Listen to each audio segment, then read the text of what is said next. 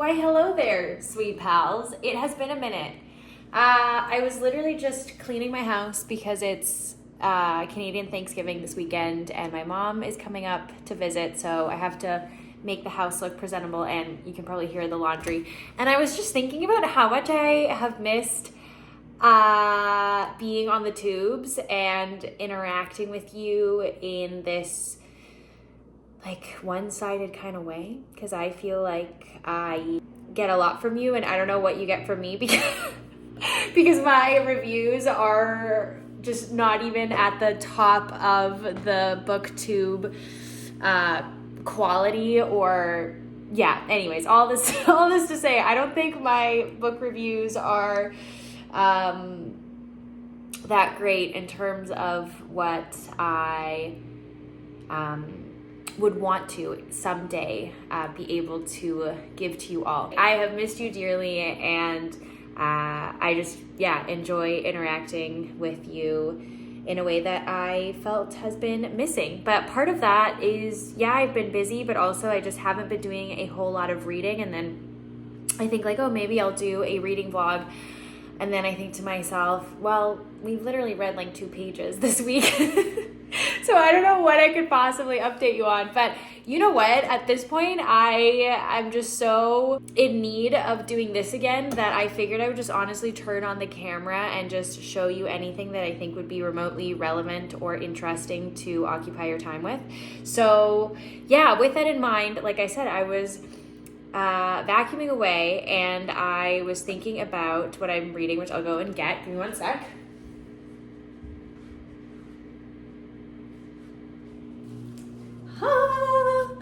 I've been absolutely adoring my time with Small Worlds. So reminiscent of Open Water, but in a different kind of way, but still very referential in what the character is concerned with, that being music, and that being such a central theme around the book and the main character's life in a way that's, reminiscent of Open Water. But anyway, this is what I've been reading. I think I mentioned this before, but there were absolutely no hold on this at the Live Prairie here in the small town that I live in for school, or that I'm living in because I go to school here. Not only that, but I could renew the hold, and I've renewed it twice. So no one is interested in this but me, which is absolutely great because I can literally read it at a slug pace and it's totally fine, and I don't feel guilty thinking that I'm taking it from somebody who's dying to read it. So anyways, the premise of this book, we follow Stephen, I think is his name, the main character, and we are introduced to him at the cusp of his high school graduation, and he is a little bit concerned with what his life is going to look like, particularly when it comes to his relationship to his best friend and fellow musical lover, Dell. Adele, I think is her full name, but Dell is how he calls her. Yes, he's concerned at what their new life outside of high school is going to look like, because there's uncertainty around where they're going to go to school, if they're going to get into school, and the shifts that come when you enter that new stage in your life, which is leaving behind high school and entering into young adulthood and all that comes with that. Anyways, so yes, that's where we meet our the protagonist whose head we are going to inhabit for the duration of this journey. And the book is structured in, at least what I've read so far, in seasons of the summer. So we have already passed the summer where he's graduating high school, and now we are entering the summer after the first year of college. And similar to Open Water, and again, I don't want to make a lot of connections saying like this is like the continuation of that, because it isn't. They're both their own distinct works in their own right, but obviously there is a through line, and there is Caleb Azumah Nelson's very distinct voice and way that he has with words that's very apparent. So we are kind of still engaged in the same sort of conversations that we were in Open Water in terms of talking about masculinity and the intersection of masculinity and vulnerability and family dynamics, which I freaking love. This book is so full of, the nuances that exist when your family immigrates. So his family, Stephen's family, immigrates from Ghana to London, and they are first generation children of immigrants, him and his brother Ray,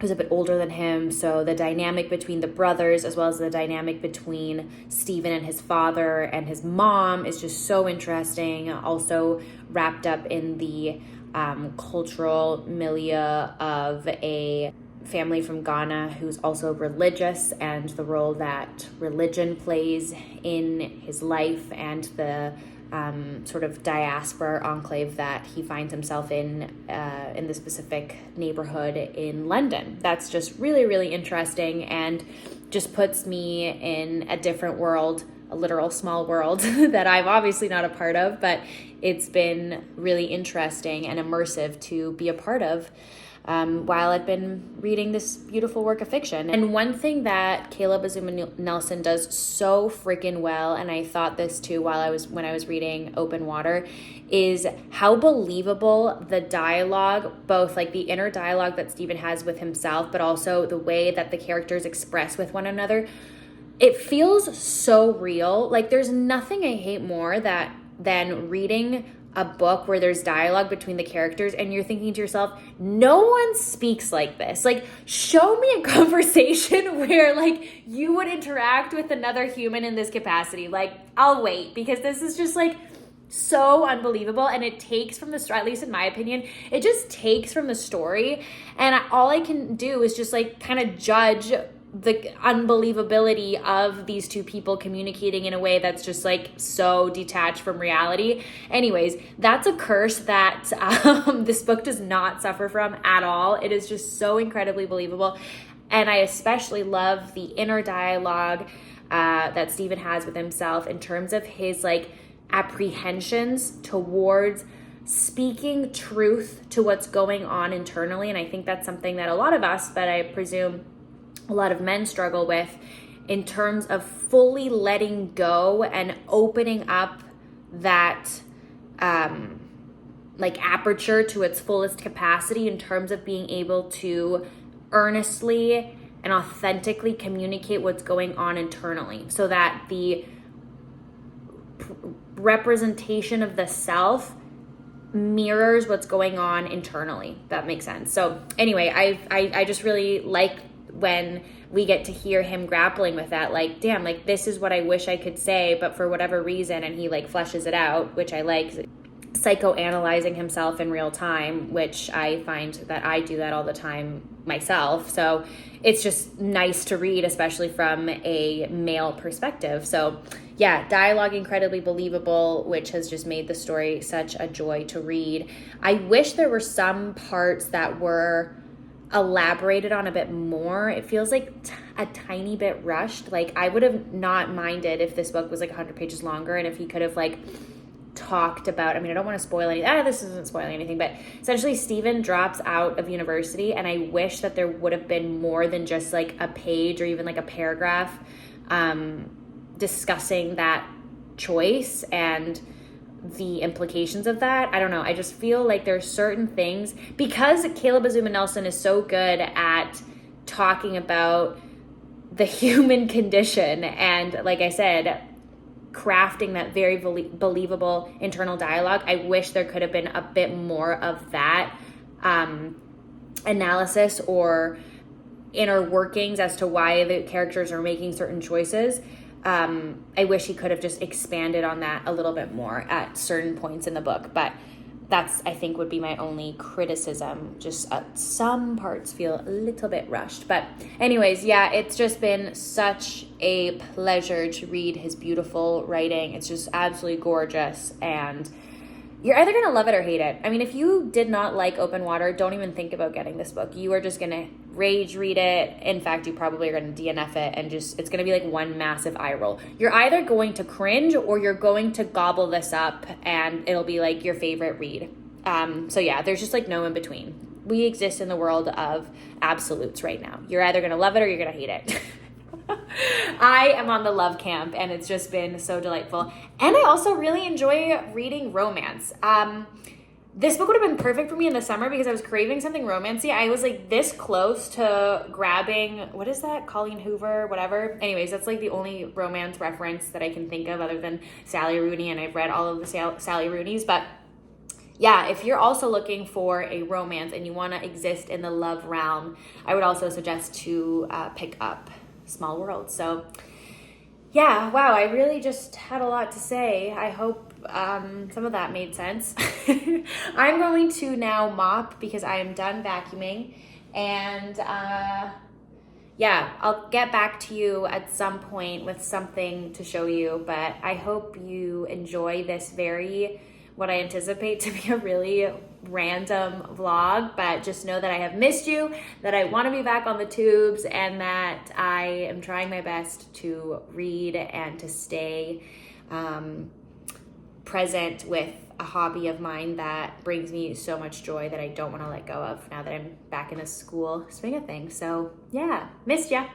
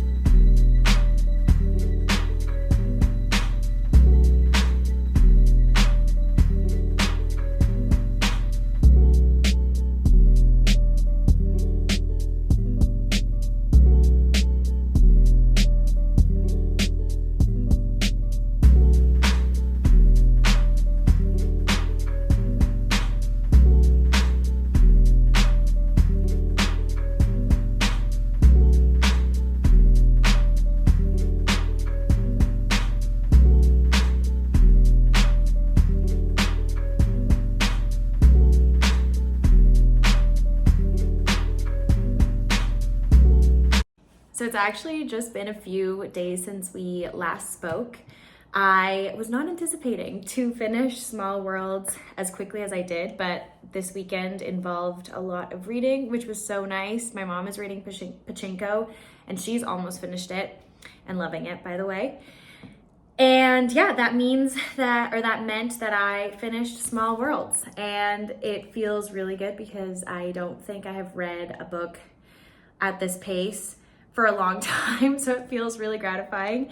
Also, if the quality looks kind of weird, it's nighttime, and I'm gonna go to my Friendsgiving soon, so I'm using my ring light. So yeah, anyways, so yeah, I wanted to come on here and share my final thoughts, mainly just echoing what I've already shared, but this book was just so tender and so sweet. It's really just a book about love, whether that might be familial love, friendship, or romantic love, and all the complexities that come with that, especially if you are a person who has experienced immigration, who is living in and that kind of like hybridity, and yeah, he just does it so well. By him, I mean Caleb Azumah Nelson, talking about these complexities and doing it with such tenderness and care and just poetic melody that runs through the entire book that I thoroughly enjoyed. However, like I said, if you hated open water, you are going to absolutely not like this. You're existing in the world of binaries here. It is either that you're gonna love it or that you're absolutely going to hate it. But to me, it was exactly what I wanted and what I was craving, and I just absolutely adore this author. The ending also is just so beautiful and speaks to the beautiful relationship that Stephen has with his family, and that kind of coming to a really nice end. So yeah, loved it. Also, whoever this is, beautiful. Anyway, yeah, absolutely wonderful reading experience. Cannot recommend it enough. And yeah, it was beautiful. So finished that a few hours ago. So I was looking through my shelves here, thinking about what I would want to read next, and I picked a few up. And I think what I'm gonna do is read the first page of a few of these and then take it from there. So the first being, I just saw this actually, the leopard skin hat. This is an arc that I got from work before I moved back up here. And yeah, I've just been meaning to read this author, and this might also be nice because it's a tiny, and it'll make me feel, it'll continue the good reading vibes because I will likely finish this within a reasonable amount of time. So yeah, I have already read you the back of this one, so I won't do that again, but we've got this one. Then I've got Mating here by Norman Rush, which has gotten a lot of love on the tubes, and my only apprehension is the font is friggin' tiny. There's a lot of words, and it's also a thick book, so I think I will take forever to read this, but it could also be really nice and something I'll look forward to every night. So I'm not sure. And then part of me also is feeling kind of nonfiction-y, and I saw Death by Landscape on my table there, and I was intrigued. So I might give this a read as well. And also nonfiction could also be kind of nice, and the writing is a lot bigger and there's margins. The things I consider nowadays. So yeah, I don't know. I think, like I said, I'm going to read a little bit of each of these and see which one pulls me in, and we'll take it from there. But yeah, what a lovely. I almost wanted to read and continue on the romance vibes or the love vibes and pick up In Love by Alfred Hayes, which is Pato's favorite, but I think I'm gonna save this for a special time, and maybe it's not now. So yeah, we'll see. Oh, also, speaking of, hold on one second. Stay right where you are, because I actually have some books that my mom brought up for me, so give me one moment. We have first Northwoods, which Rick, I'll put his channel downstairs, whom I love. He just did a video essentially claiming that this is his favorite book of the year. And so instantly that just went up the list. But yeah, these are books that I got sent to my parents' home.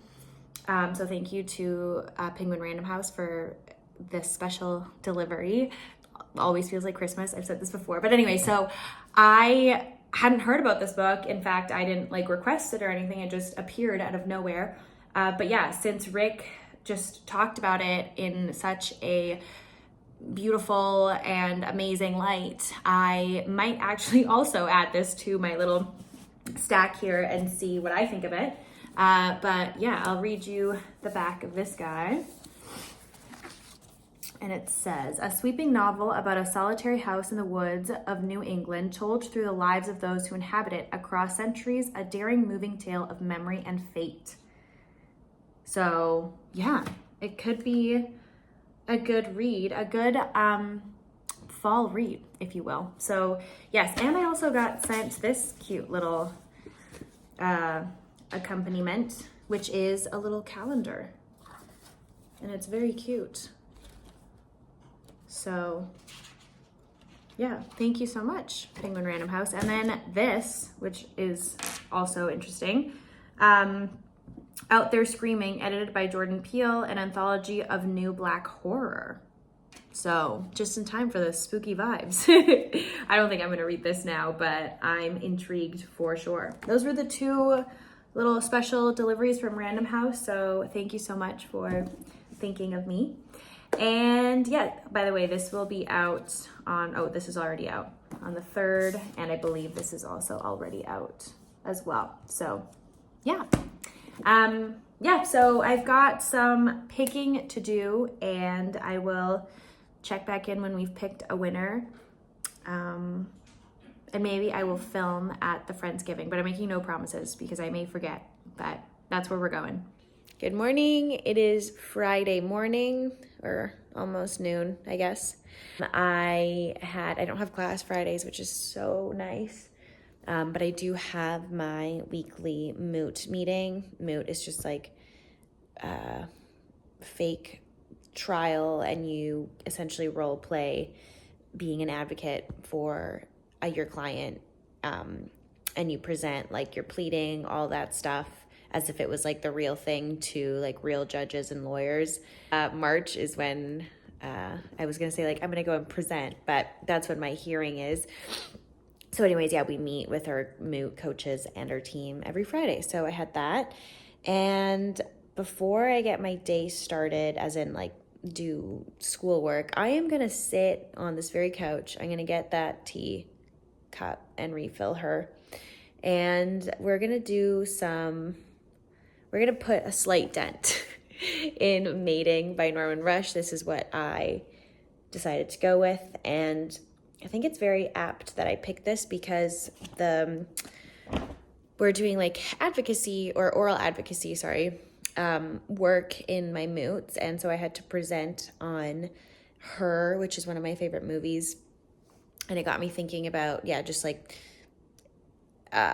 intellectual love. And what I mean by that is finding connection in intellectual conversations and that sort of stimulation, and less so about the physical or embodiment of ourselves, and that being obviously a part of attraction and romance and all that good stuff. But anyways, that movie really got me thinking. I watched it again in preparation for my presentation, and I just love it. If you haven't watched that movie, watch it. It is so good. Prepare yourself because there will be tears shed, I'm sure. Or at least for most of you, I want to say. But anyway, so I was kind of already in that wavelength, I guess, and mating just seemed to be very appropriate because from what I remember, Lauren Euler and Jalen's conversation, the attraction between these two people has to do with that intellectual curiosity and finding attraction in that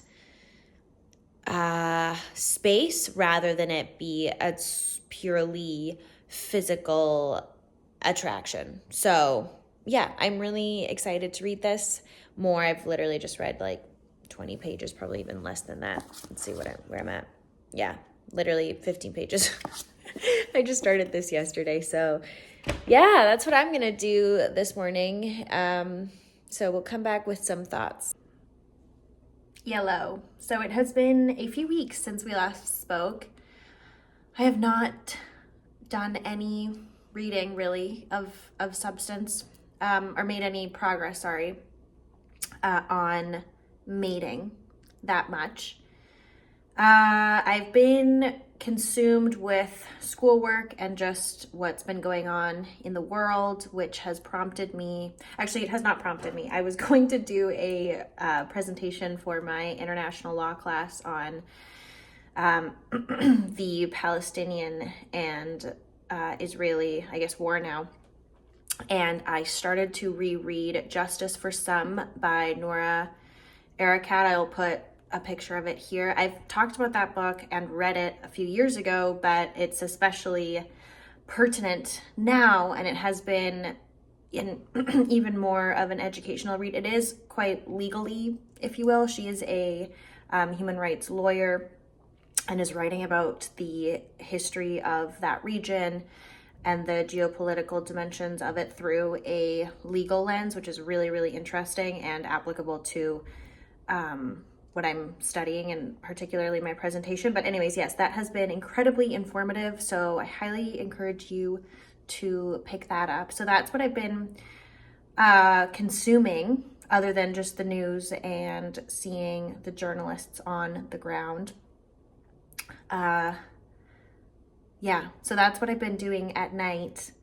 And however, yesterday and the day before, I did sneak in some pleasure reading, and it was nice. I actually am enjoying a, like, I'm going to say typical sort of story narrative. Like, it feels like I'm reading a classic novel in the sense that it follows a very familiar structure. We encounter the protagonist. I don't believe she's been named. Perhaps she has, and that her name has just completely escaped me. But she is starting from the very beginning and giving us a little background as to why she is where she's at in Botswana, her research, as well as the romantic encounters that she has prior to her big love, which we have not met Danoon yet. Just like little whispers of him, but we have not met the mysterious character, if you will. But yeah, it's been really nice and also very educational because Norman Rush uses all of the words in the English language to his disposal. Like, I have learned so many words. I at least have to stop once every page to look up a word, which is great. I actually love learning new words, and I have a list on my phone. So that actually has been a interesting side effect that I did not anticipate, that, yeah, his vocabulary is just so incredibly rich, which makes it quite exciting for somebody who enjoys language and words. So something to look forward to, or not. If you're gonna understand that to be a bit pretentious or annoying or whatever, then you're probably not gonna like that aspect of the book. But yeah, incredible vocabulary, and has really challenged me to stop, look up, and learn. So yeah, these are heavy times, to be honest with you. Obviously, I can say that within the privilege of my very safe home, without having any immediate connection to anybody in the region. But yeah, just trying my best to continue to educate myself, to have empathy, and to be there for my friends, and being a sponge and learning from those that know more than me. So yeah, that's pretty much the update on my end. I don't know how much reading I will get done, so maybe I'll just end the vlog here, because I have imposed my own deadline on, I have the presentation for my international law class, and I also have a paper that it's not due until the 29th of November, but my personal deadline is the 9th of November for my First Nations governance and economic development class, which is really interesting and an area of the law that I'm really passionate about, Aboriginal law. So anyways, all this to say, I have to write like a 20 to 30 page paper, and I'm setting that deadline because on the 10th of November is when my fact pattern comes out for my moot, which is the fake trial simulation thing that I think I mentioned also in this vlog. But anyways, once that fact pattern comes out, I anticipate that I'll be really busy researching and drafting my memo and practicing all of that. And because we are going to Toronto to, I was going to say perform again, but that's where our hearing will take place in front of like actual judges and everything. So can't be looking a fool. So anyways, yes, I just wanted to get this paper out of the way so that I can focus all of my energy into my moot, as well as just prepping for my final exam. So sorry for this school talk. I hope it's somewhat entertaining. But yes, I just end up literally crashing so earlier than usual, and not really having a whole lot of time to read in the morning as well. Although I will try and carve out a little bit of time in the morning, which is my preferred reading time, just with my cup of tea. And it's just a nice way of starting my day after I've listened to the news while I play with Boo Boo. Anyways, you don't want to hear my morning routine. Actually, one thing that I will do, because the Sweet Pato has asked me to share what's in my bag, and they did such a nice job. I'm gonna be so disappointing because there's just like nothing very exciting in there, but I think I'm gonna do the what's in my bag And then I think we'll wrap it up. So yeah. Oh, this is my backpack. She is well loved, kind of dirty. I want to say my mom got this for me at the start of law school because I have had the same, also don't mind the static. It's so unfortunate, but it's just super staticky here for some reason. Anyways, I had the same backpack all throughout high school, all throughout my undergrad, and she served me well. In fact, she could have also carried me through law school, but my mom decided that it was simply time to retire her, so she got me this backpack from Lululemon, from what I can see here. Anyways, so yeah, like I said, this is gonna be very underwhelming. Also, when I'm not carrying my backpack, I just have a little fanny pack and I just carry my keys, my wallet, and my phone. So yeah, anyways, okay, so we've got my hydro flask with water always. This is like a literal extension of my limbs. Like if I don't have this with me, my whole day is ruined. I also have my little tea tumbler, and what I do is I fill it with oolong tea, like just a little loose leaf tea, and we've got kettles at school, so I just fill it up to get my second dose of caffeine. Yeah, so always have this with me. And then because the temperature is dropping and I walk all the time, I always carry my little mittens. Look like this.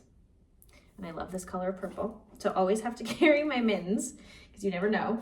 And this is a literal must. And my walk will be ruined if I don't have a hat because my ears just get so cold. So yeah, these are essentials for where I live now. But if I lived in Vancouver, this would just be like a fashion accessory. Whereas here, this is a necessity. Yeah, so I always have that in here. My wallet, love her. And other stories. Got her when I went on exchange. When I lived in Europe. Just kidding. Yeah, love her. Keys, very important. And then we've got a little pocket here, which I actually, oh my goodness, hold on a second. This is important. I always keep a disposable, reusable grocery bag in this little pocket here because this pocket here, that's intended to be like to stick your water bottle or something, but I always just stick that in there. For when I go grocery shopping, very important. Then in this little pocket here, we've got my headphones in case my AirPods run out of juice. I have got 2 pens because, you know, never know. I guess just a single one of these guys. So freaking random. I have no idea what this is. Bronzing drops. I have never used this. I don't know her. But now I'm kind of intrigued. A random fork. I don't know how long she's been in here. I probably should have looked at this before. And then Aquaphor, super important. And my, oh God, I love this.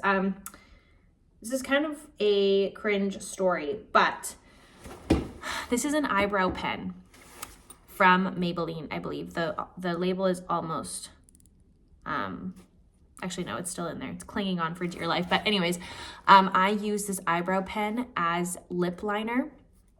I'm kind of scared of lipstick or lip products, to be honest with you, but this brown lip liner is absolutely perfect. And it's the only thing that I will use if I want to do anything to my lips. But anyways, the reason why this is a little bit gross is because this was my grandma's eyebrow pen that she left at my house. This was several years ago. So, I mean, I'm sure this is expired and I'm sure I shouldn't be using this for many reasons. One of which is that it was my grandmother's and not mine.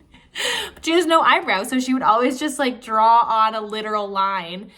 Love her to death. Love you, Grandma. Not that she would be watching this. But anyways, yeah, she left this ages ago at my house and I just completely took it as my own and I adore it. It's a literal perfect shade of brown. And yeah, I just put that on my lips. I don't overdraw because I don't like that look, but I just do a little bit and then I just like blend it with my fingers. Anyways, yeah, so it's everything here, and then we've got this compartment where I put my computer, and I've got some stuff in here. Oh, this is my outline for said essay. I'm just so chaotic, just very messy, but that's how my brain works, I guess. And then what else have we got here? My name, I must have been procrastinating. Some worksheets, and then just also random notes and things, I guess. Sometimes, like I said, I do like to write stuff down as opposed to using my computer, but yeah, that's all that's in my bag, folks. Not exciting whatsoever, but I do anything Pato tells me to do. So I hope you enjoyed this, Pato. This is just for you. That's it for me. I hope you're all doing well, and hopefully you're reading more than I am. And if you've read Mating, sorry, I was gonna say Mate. If you've read Mating, let me know what you thought of it. And yeah, hopefully we'll be seeing each other soon.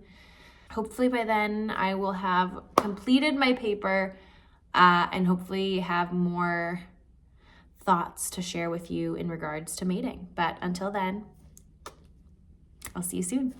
Bye.